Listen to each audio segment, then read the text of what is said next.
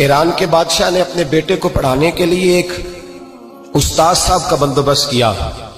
استاد صاحب کو کہا کہ میرے بچے کو دین پڑھائیے، میں چاہتا ہوں کل اس نے عنان حکومت کو سنبھالنا ہے تو یہ دین سے آگاہ ہو جائے، اس کو کچھ سکھائیے، پڑھائیے۔ بہت نیک بزرگ بڑے درویش عالم پڑھانے لگے، اسباق مکمل ہو گئے، دین کے اسباق قرآن مجید پڑھایا، احادیث طیبہ کا درس دیا، اصول فقہ سے روشناس کرایا۔ جب بچے نے مکمل تعلیم حاصل کر لی اور آمین ہو گئی، دستار ہو گئی، فارغ ہو گئے، تو پھر ایک دن استاد صاحب نے کہا بیٹے کل تم نے ضرور آنا ہے، کچھ بات کرنی ہے۔ شہزادہ گیا ملنے استاد صاحب سے، استاد صاحب نے کنڈی لگا لی، ہاتھ میں درہ پکڑ لیا، مار مار کے پورے وجود کو زخمی کر دیا، کوئی غلطی نہیں، کوئی بات نہیں، مارا۔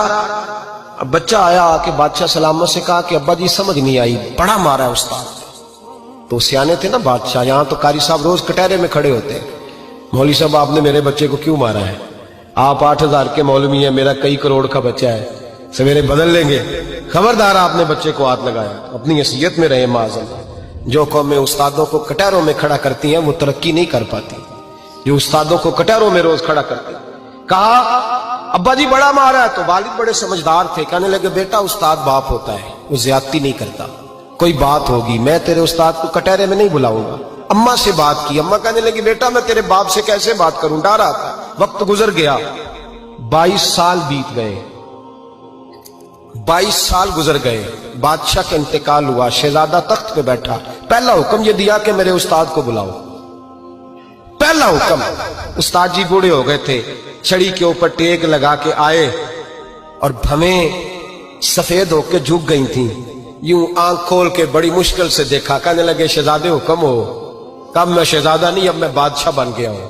استاد جی 22 سال بیت گئے، آپ نے مارا تھا، پر وہ درد چونکہ زیادتی کی تھی، میرا قصور کوئی نہیں تھا، تو نہ میری روح سے درد گیا ہے نہ میرے جسم سے گیا ہے، میں بے اختیار تھا، پوچھ نہیں سکتا تھا، آج با اختیار ہوا ہوں۔ سب سے پہلے پہلا حکم آپ کو دیا، بلایا ہے، بتائے کیوں مارا تھا، کیوں مجھے مارا تھا، میری زیادتی بتائے۔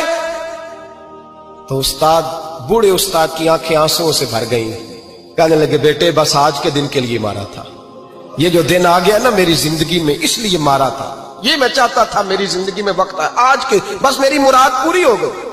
کہا صاحب کس لیے، مجھے بھی سمجھائے۔ آپ فرمانے لگے کتنی دیر ہو گئی تجھے مار کھائے ہوئے، کتنا زمانہ بیت گیا؟ کہنے لگا 22 سال۔ فرمایا زخم بھولے تو نہیں، درد ختم تو نہیں ہوئی، تمہیں بات